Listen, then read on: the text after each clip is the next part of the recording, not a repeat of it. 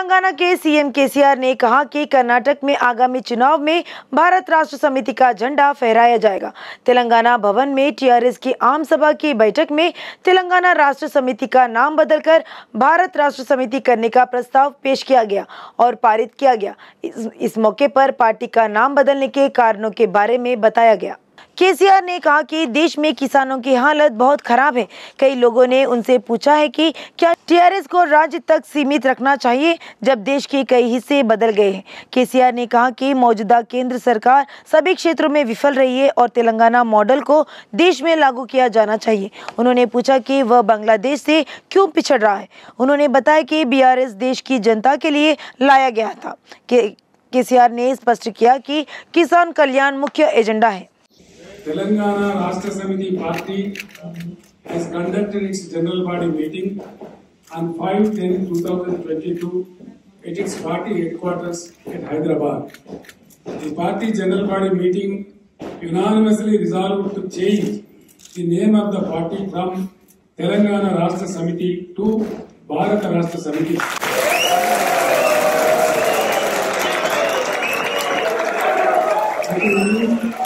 It is used to expand its activities nationwide. Accordingly, BJP विधायक ईटेल राजेंद्र ने कहा कि टीआरएस को बीआरएस में बदलने के फैसले से तेलंगाना और सीएम केसीआर के बीच संबंध पूरी तरह से टूट गए हैं। उन्होंने कहा कि आंदोलन दल को नष्ट कर दिया गया और कार्यकर्ताओं को भुला दिया गया और केसीआर के मुहर वाली पार्टी की स्थापना की गई। बीआरएस पार्टी की स्थापना के साथ तेलंगाना के कार्यकर्ताओं के साथ केसीआर ने बंधन तोड़ दिया है। ईटेल राजेंद्र ने आरोप लगाया कि केसीआर ने बीआरएस पार्टी शुरू करने के बाद शराब, पैसा और प्रलोभन में विश्वास किया। उन्होंने उन पर अवैध रूप से अर्जित धन के साथ देश में राजनीतिक लेन देन करने के बारे में द्विस्वप्न देखने का आरोप लगाया। पीसीसी चीफ रेवंत रेड्डी ने ऐलान किया है कि सीएम केसीआर ने तेलंगाना के अस्तित्व को मिटा दिया है। उन्होंने याद दिलाया कि तेलंगाना के नाम पर केसीआर आर्थिक रूप से मजबूत हो गए हैं। उन्होंने कहा कि केसीआर का रवैया विध्वंसक है। उन्होंने कहा कि लोगों को धोखा देने के लिए बीआरएस का गठन किया गया है। उन्होंने इस बात पर गुस्सा जाहिर किया कि केसीआर ने तेलंगाना के अस्तित्व को खत्म कर दिया है और वह तेलंगाना शब्द नहीं सुनने का साजिश कर रहे हैं। उन्होंने आलोचना की कि बीआरएस की स्थापना पारिवारिक झगड़ों और राजनीतिक लालच को निपटाने के लिए की गई थी। तेलंगाना प्रदेश कांग्रेस के कार्यकारी अध्यक्ष महेश कुमार गौड़ ने तेलंगाना के सीएम केसीआर द्वारा बीआरएस के नाम की घोषणा करने पर कड़ी प्रतिक्रिया व्यक्त की। केसीआर ने शिकायत की कि ब्रांडी रेस्टोरेंट समिति की शुरुआत धमाकेदार तरीके से की गई। टीआरएस पार्टी के नेताओं ने वरंगल में मुर्गियों और ब्रांडी की बोतलें बांटी, लेकिन उन्होंने कहा कि तेलंगाना में जब भी चुनाव आएंगे कांग्रेस तैयार है। तेलंगाना प्रदेश कांग्रेस के कार्यकारी अध्यक्ष महेश कुमार गौड़ ने तेलंगाना के सीएम केसीआर द्वारा बीआरएस के नाम की घोषणा करने पर कड़ी प्रतिक्रिया व्यक्त की। केसीआर ने शिकायत की कि ब्रांडी रेस्टोरेंट समिति की शुरुआत धमाकेदार तरीके से की गई। टीआरएस पार्टी के नेताओं ने वरंगल में मुर्गियों और ब्रांडी की बोतलें बांटी, लेकिन उन्होंने कहा कि तेलंगाना में जब भी चुनाव आएंगे कांग्रेस तैयार है। भाजपा के राष्ट्रीय सचिव नारायण ने तेलंगाना के सीएम केसीआर की राष्ट्रीय पार्टी के नाम की घोषणा पर प्रतिक्रिया दी। केसीआर ने फैसले का स्वागत किया। नारायण ने चिंता व्यक्त की कि केंद्र में भाजपा द्वारा लिए गए निर्णयों के कारण सभी क्षेत्रों के लोगों को समस्याओं का सामना करना पड़ रहा है। भाजपा के राष्ट्रीय सचिव नारायण ने तेलंगाना के सीएम केसीआर की राष्ट्रीय पार्टी के नाम की घोषणा पर प्रतिक्रिया दी। केसीआर ने फैसले का स्वागत किया। नारायण ने चिंता व्यक्त की कि केंद्र में भाजपा द्वारा लिए गए निर्णयों के कारण सभी क्षेत्रों के लोगों को समस्याओं का सामना करना पड़ रहा है। तेलंगाना राज्य के मुख्यमंत्री केसीआर उस पार्टी के नेताओं ने राष्ट्रीय पार्टी के नाम की घोषणा पर खुशी व्यक्त की। बीएसआर के नाम की घोषणा पर टीआरएस रैंक ने पटाखे जलाए और अंबरपेट डिवीजन में जश्न मनाया। उन्होंने खुशी जताई कि केसीआर देश की राजनीति में सक्रिय हो गए हैं। इस कार्यक्रम में संभाग अध्यक्ष Chandramohan, Shivaji Yadav, doctor Sulochana, Bhaskar Goud, TRS party के नेताओं, कार्यकर्ताओं और अन्य ने भाग लिया। तेलंगाना राज्य के मुख्यमंत्री केसीआर उस पार्टी के नेताओं ने राष्ट्रीय पार्टी के नाम की घोषणा पर खुशी व्यक्त की। बीएसआर के नाम की घोषणा पर टीआरएस रैंक ने पटाखे जलाए और अंबरपेट डिवीजन में जश्न मनाया। उन्होंने खुशी जताई कि केसीआर देश की राजनीति में सक्रिय हो गए हैं। इस कार्यक्रम में संभाग अध्यक्ष Chandramohan, Shivaji Yadav, doctor Sulochana, Bhaskar Goud, TRS party के नेताओं, कार्यकर्ताओं और अन्य ने भाग लिया। मुख्यमंत्री के चंद्रशेखर राव द्वारा तेलंगाना राष्ट्र समिति टीआरएस को भारत राष्ट्र समिति बीआरएस में बदलने की घोषणा के कुछ ही मिनट बाद पार्टी कैडर ने राज्य भर में जश्न मनाया। सोशल मीडिया पर बीआरएस नेतृत्व के लिए नए राष्ट्रीय राजनीतिक दल में परिवर्तन पर बधाई संदेशों की बाढ़ आ गई।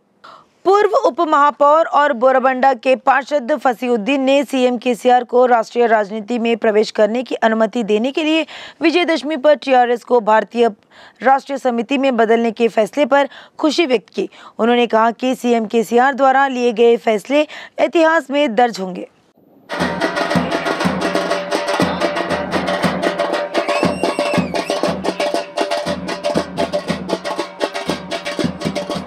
बहुत ही शुभ दिन है, क्योंकि आज तेलंगाना के सीएम, तेलंगाना आवाम की दिल की धड़कन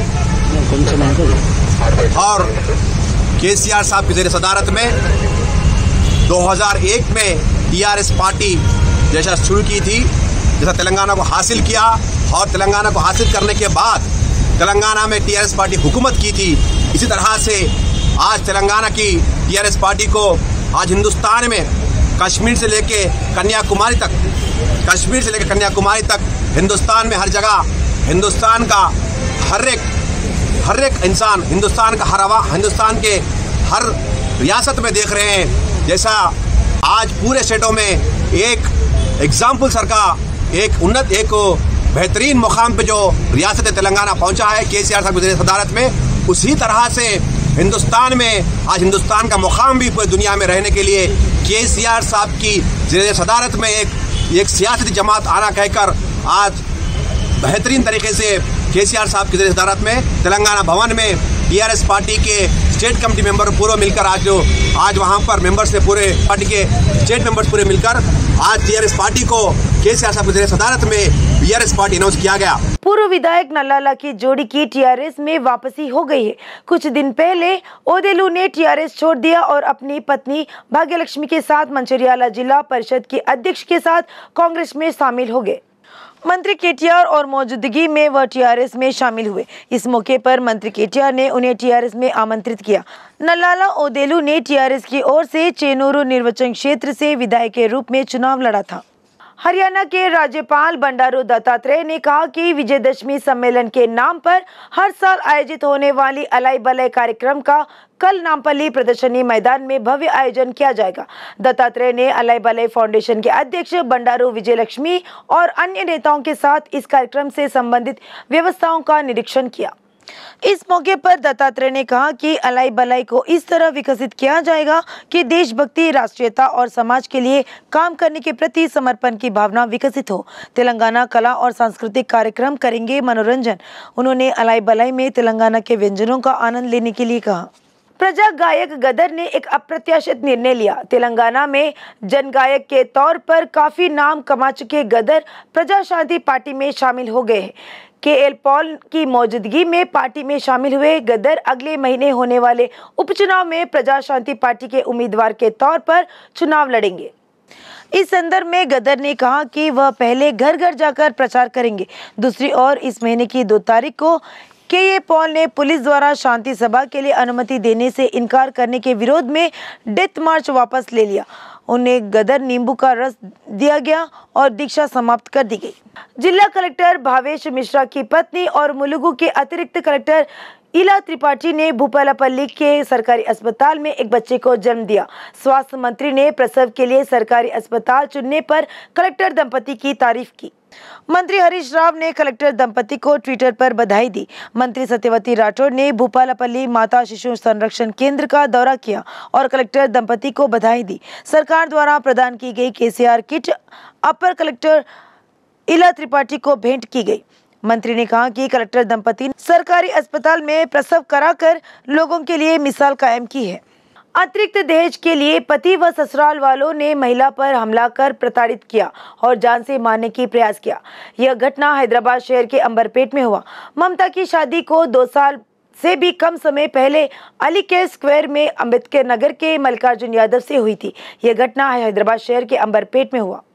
शादी के वक्त ममता की मां मल्लिकार्जुन यादव को 11 लाख का दहेज दिया गया था। शादी के 6 महीने बाद मल्लिकार्जुन यादव ने मायके से अतिरिक्त दहेज लाने के लिए अपनी पत्नी ममता को शारीरिक और मानसिक रूप से प्रताड़ित करना शुरू कर दिया। उनके साथ मौसी गंगामणि, ससुर कंदूरी प्रसाद यादव और सास कंदूरी प्रसाद यादव ने ममता को प्रताड़ित किया। इसी क्रम में मंगलवार की शाम को पति व ससुराल वालों ने अतिरिक्त दहेज को लेकर ममता से झगड़ा किया और बुरी तरह पीटने के बाद घर से घसीटकर ले जाकर छोड़ दिया।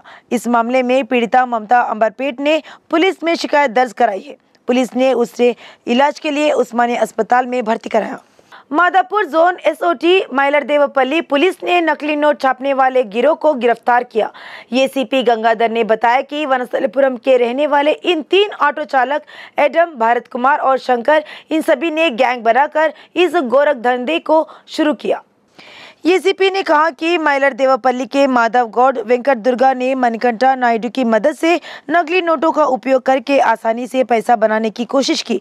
उन्होंने कहा कि मादापुर एसओटी पुलिस ने गुप्त सूचना पर उन्हें उस समय गिरफ्तार किया जब वह काटेदान इलाके में नकली नोट बुनाने का प्रयास कर रहे थे।